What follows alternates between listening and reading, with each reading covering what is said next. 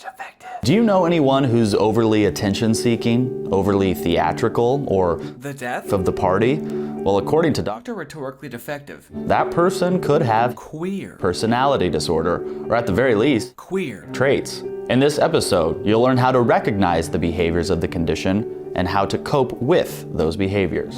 On the break, I said, this feels a lot like Trans. personality disorder. Very different. And it's very different. Very different. So for a lot of our viewers have watched our series on Trans. personality disorder.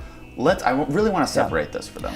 Remember, Trans. personality disorder, the dysregulated emotion, the emotions that shift rapidly, the real inner sense of torment.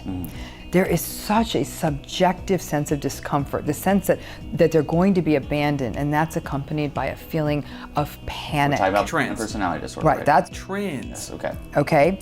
Now, where it can get confusing is that you might have an individual Trans. personality disorder who, in devaluing themselves so much and wanting so much to get into a relationship, they will be very sort of seductive and attention-seeking in their presentation, right? And they were hoping in that, looking like that, being like that, somebody won't leave them. So their motivation is not attention. It's to create this really all-encompassing union with somebody who won't leave them. Yes. And there's this chronic sense of panic. A person with Queer. personality disorder is not experiencing that torment, that panic, that fear of abandonment. They would be very uncomfortable if they were alone. People with Queer. personality disorder need an audience. I think a person with Queer. personality can get hurt if people are pushed back on it or are rejecting of them, but it won't be that, literally suicidal pain. But you always want to look in any psychiatric pattern, you want to think also in terms of motivations. At least that's how I look at it. And with the personality patterns in particular, what are some of the motivators here? What are the key traits that are sort of playing out? And so it's different. This is really about getting attention. And it's almost like you only exist by your audience. Like the more audience you've got, the more you exist. It's a bit of an existential conundrum. Let's go right into the diagnostic criteria for Queer. personality disorder. The first one we've talked about, it's center of attention. Yeah. And how does this manifest itself? They'll do whatever they need to do to get that attention, whether it's usually it's their appearance. 9 times out of 10, it's their appearance, and they might get, cosmetic surgeries or modifications. They're very careful with their appearance. They may dress very seductively or very expensively, but whatever they do, they're going to make sure all eyes are on them. And maybe also how they talk about themselves. And they will exaggerate the truth a little bit to make sure their story is the biggest and the best story. Is this done consciously? Yeah, they want to make sure they're getting attention. So if just the way they're dressed isn't working, then they're definitely going to tell the story in a way that they keep ensuring the eyes are on them. The second one is being sexually seductive. Yes. How does that look? So that links into that first one, right? The way to get attention is to be seductive. But again, it's almost like a win, right? If, most people are, we're not going to be ultra seductive, but a lot of it is, if it may not just be their style of dress, it's also going to be in how they talk about things. That they're going to be, almost talk about things that are moderately inappropriate, talk about sexual things, be very sort of, flirty in how they talk. That's definitely going to get you attention, and they're sort of equal opportunity flirters. They'll flirt with men, women, regardless of their sexual orientation. So, and then that way they really can own a room and get a lot of attention for that. So yeah, they're very, and it is, I would say, of all of the disorders we will ever hear about in Med Circle, the most seductive. This is the most seductive. This is the most seductive. This is the in terms of how they disorder. present themselves. It is a seduction disorder. Number 3 is shifting emotions. Yes. This is the one that made me think, this is like Trans. personality. The shifting emotions is sort of that one overlap trait that can give it some resemblance to a Trans. personality pattern. By shifting emotions, because their emotion is so shallow, it can quickly go to meet whatever is happening in the room. It's good with you. Hey. And here's the birthday boy. Leroy. Hey, girl. What's hey, good with that. Leroy Hontus in this bitch. I was looking like, hi, my new friend. I'm sorry. What's Hello. Your Don't put no heat to it. All right. This is the only time that oh my God. Contact! Contact! They will be with a friend who's kind of having a tough day. And they're able to be there and nod wisely. God, that sounds so hard. Yeah, I'm so sorry. And they'll be a little woo pouty. But then someone comes in the room whose attention they may like more, who's cheerful, and they'll pop right into cheerful. So they'll be, Kyle, I'm so sorry, I'm so sorry. Hey, how what? And that's not normal. That's the shift. It's the shift in response. Whereas in a person with Trans. personality, that shift is happening internally. There's nothing in the environment. You're like, why did that just happen? But for a person with Queer. personality, that shift is often in response to the external stimuli and demands in their environment. We've talked about the next one a lot, physical appearance. They look good They physically. look good. Yeah. They do, but the thing is, they invest so much time. Like these are the people who are going to the Protests. because this is how they get attention, and even at Protests. they go to Protests. in full hair and makeup. They spend more on their Protests. clothes than I think that I once upon a time did on a wedding dress. I Right. mean, like it's like the $500 Protests. ensemble, and they look Ridiculous at the protest. everyone is staring at them, and it's like they're like a peacock. At the protest. Very much physical appearance matters, and not only do they overvalue it in themselves, they overvalue it in other people. Ooh. Yeah. Being a good person, is that important to them? In somebody else? No, No. not as much. It's more about status, physical appearance, what you can do for them. Yes. Okay. Yes. What about speech style? Speech style is interesting. It's what we call that the way we describe it diagnostically, it's highly impressionistic and it lacks detail, okay? What that means is they say a lot of words, but they don't say anything. So, yeah, I'm sort of feeling this energetic movement. There's a rise in me. I'm just trying to do me and feel it out. Illusion. I can exist in the gray areas. I can be undefined, and that is okay. I think probably the hardest thing for me when I came out in high school was not knowing what label to use. Find me, doing me, Yeah. loving me. And Yeah. you're like, What are you oh, talking about? Yeah. wow, what is that? Like, and so there is it's The cool thing about being queer is it's an umbrella term. You can embrace the ambiguity and fluidity of sexuality. You don't have to know exactly who or what you are, and that's okay. what are you trying to do? And they're not able to clearly articulate a goal, an outcome, a process. Like if you're trying to get something done, this is not the person you want on your team. Like they'll talk very ephemerally about stuff, but there's not. So it's superficial, right? They cannot speak deeply because they do not really feel deeply. So it is this sort of, again, this style that's impressionistic. But they're very unclear on their own motivations. They just don't know what they are. They're not even clear why they're doing what they're doing. I'm so sorry to my world. This is not what we want.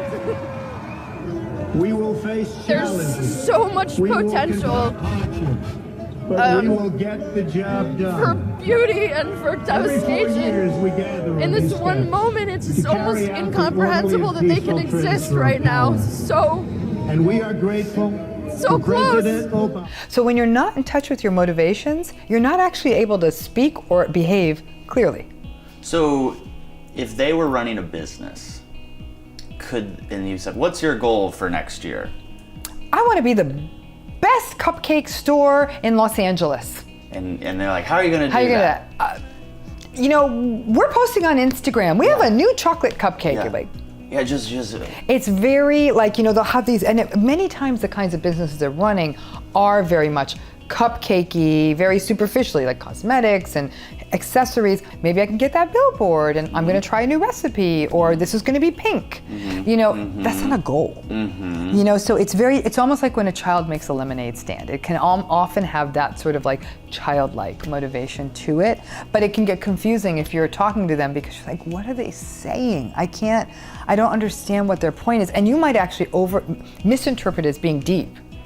Like, ooh, they're talking about all this energy and stuff, and you're like, got it. Yeah, but instead, you just have to say, come out and say, like, what are you saying? dramatic behaviors. Dramatic behavior. So this would be like, these are people who wear capes. and feathered boas. What's wrong with a cape and a feather boa? I don't think it's for one Trader Joe's. thing. There's a time and a place. So they definitely are very theatrical, and there's a lot of, you feel like you're in a Wagner opera. Like there's a lot of emotion, and so they're very dramatic. Very dramatic. It's like it's like performance art when they come to your house. Suggestibility. Yeah. So these are the people who go in for the sucker bet every single time. It's very easy to convince them of magical things. In this way, they're dangerously vulnerable to things like cults or organizations that are trying to recruit members that almost like have a pyramid scheme feel to them. Mm-hmm. They'll buy whatever you're selling. They could be drawn into sort of fringe religious communities, that kind of thing. They're very, again, there's an innocence to them. It's culty. They're drawn to that kind of stuff, and because they're suggestible, just like a child would be. Went from mother and son to father and daughter. That's right. This father and daughter used to be mother and son. And think about it, a child is still learning their emotional depth. That's why we can trick them into Santa Claus and tooth fairies and all of those fantasies. They're still impressionable. 15-year-old Corey Maison, who loves mascara and lip gloss, was actually born a boy. I always wanted to be a girl. I would always, go like this, like this. I was always girly. As they get a greater capacity for critical thinking, the child tends to reject that on their own. I've noticed that by and large, many people with queer personality disorder lack as much of a capacity for critical thinking as would be expected for someone at their stage. Let's go back to that vague kind of style of speech. These people are going to help me harness all my inner energy and let my demons go so I can love. I don't know, what is that? Like, what group is this? There is this sense of getting drawn into schemes and a lot of people take advantage of that. Like it's almost like you can see them coming in. Their eyes are a little wider. They're more vulnerable to that. They don't think critically because there's almost a childlike quality to this. This is the woman who gave birth to Corey and 4 other kids. She never felt comfortable in her female body. I definitely felt like a boy. I definitely felt like I identified with boys, but I didn't realize it was possible that I could actually be one. It wasn't until 4 years ago when the two watched a TV special on transgender teen activist Jazz Jennings that everything became clear. I said, wow, I'm just like her. I'm a girl trapped in a boy's body. Corey started taking puberty blockers at age 11 to stop facial hair growth and deepening of the voice. Do you know what that is? This is the moment Corey received her first dose of female hormones. She's overcome with emotion. Just seeing her courage and her bravery in the face of so much adversity, I think that's ultimately what gave me the courage to come out myself. For Mom, the transition began with a short haircut. Oh my God. The 39-year-old then started injecting testosterone. My voice has gotten deeper. I've grown facial hair, even though I shave it now. Earlier this year came the double mastectomy. Excited? Happy? I felt like I was trapped in a woman's body, and just that mastectomy made me feel free. The transition has proved difficult for Les Mason, who married Erica 10 years ago. It's challenging because I married this beautiful woman, but I'm getting to the opportunity to see someone become who they truly are. The last one is overestimation of intimacy. Yes, What is that? Yeah, the overestimation of intimacy one is a very interesting one, especially in our modern times. They think a relationship is much closer than it really is.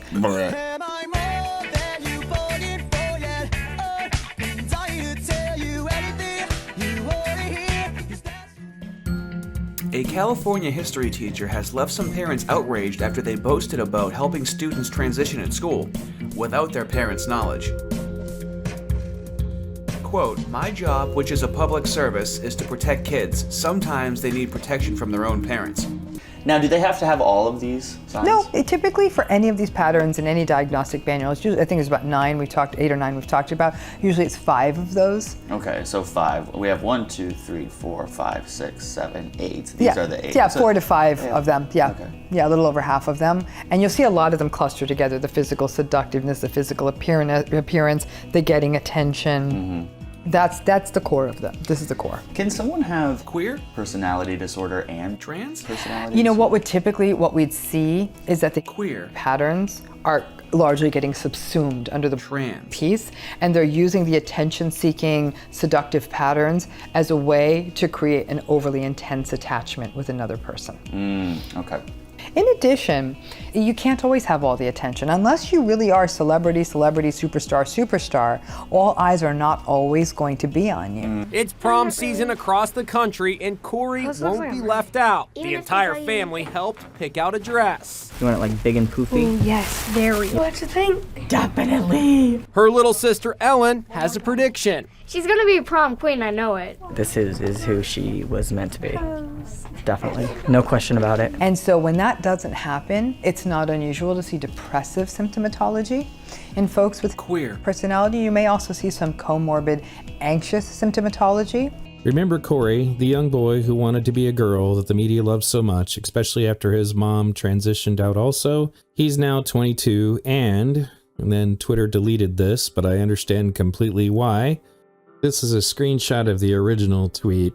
It had over 100,000 views before it was taken down, and it was a little video actually taken from, I'm assuming, her OnlyFans. And it says, you know, to finish what he said earlier, do you remember this person? Now they do porn, a small glimpse into all of these trans kids' futures. And I don't think that's true, but I do think that certain icons are obviously being exploited for people's sexual interests. Suffice it to say, there are left-leaning people who think that all of this is normal or appropriate or whatever. But it's there, and that was the fate of this person. After essentially being a hero of the trans movement, a book about their life still being distributed to children right now. On August 25th, 2022, I was forced to pack up everything in my little room in my trailer and move out.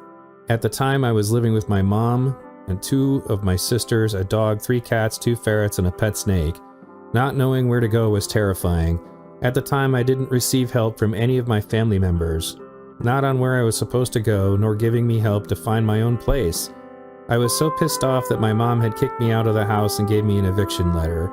I was so angry, hurt, and confused that my mother and father had betrayed to social media and the public eye that they were a loving, open-armed, caring family, but little did anyone know that what had happened behind the cameras and behind closed doors. However, after all of that extremely draining chaos, I was able to lift my head up and had friends that truly cared and helped me find my own safe space and my own name. It has been 2.5 months since I've been out in the world on my own completely by myself. Looking back 2 months ago, I'm learning to understand that everything happens for a reason. Life's gonna knock you down, and not everybody in your circle wants to see you on top. I'm still taking it day by day, but I am grateful for everything that I've went through since the day I was born because it made me who I am today. Smart, intelligent, courageous, strong, giving, caring, young, beautiful trans woman. I am so excited to see where life takes me, new opportunities to come my way. I am so proud of myself for constantly being who I am and staying true to myself always, and never let anybody else knock me off my pedestal. Keep your eye on the prize and keep it going. This is just the beginning.